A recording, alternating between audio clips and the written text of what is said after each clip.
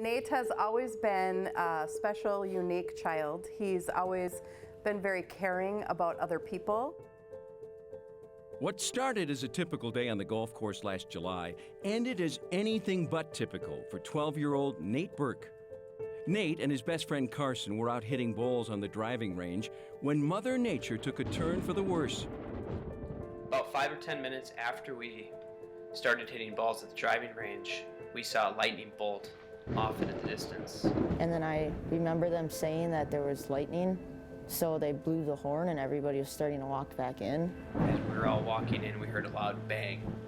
And I remember thinking to myself after hitting the ground was, wow, that lightning was very close. We heard thunder and we looked at each other and laughed, and then we started going faster because we knew we wanted to get inside. Nathan's friend immediately started running to the clump house to get help, and we looked over and Nathan was on the ground face down, motionless.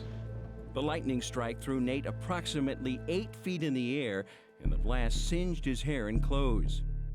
We ran over to Nate and we rolled him onto his back, and he was not breathing and didn't have a pulse. So I started giving him CPR.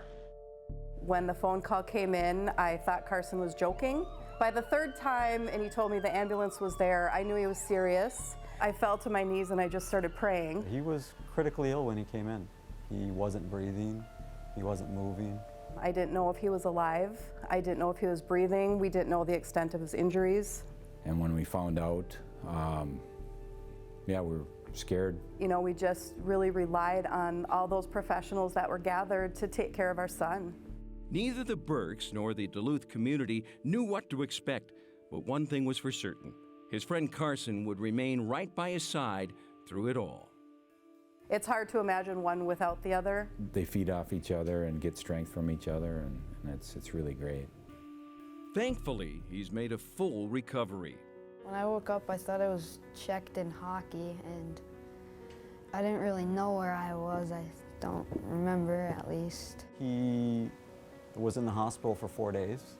He had a concussion and a broken clavicle, and yet you wanted him to be up and moving around. So he was very limited at first.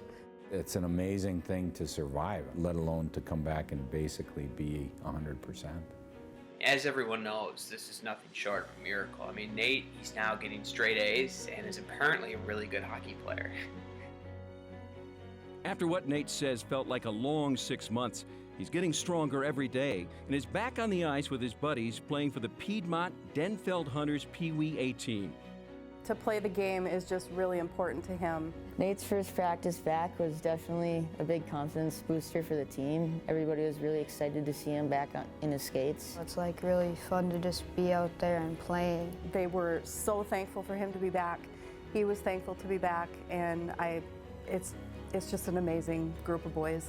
You know, it's great that he can be with his friends and continue on with his life down the path that it would have been on anyways. Undoubtedly, Nate is very thankful to the first responders, medical professionals, and all the community support he's received along the way. They have all helped him gain a second chance to play hockey once again. The doctors and the nurses that have helped us through this have been amazing. Lots of prayers, thoughts, and concerns sent our way. Overwhelming. To see him on the ice with his friends brought complete joy to my heart. We are best friends and we will always be best friends.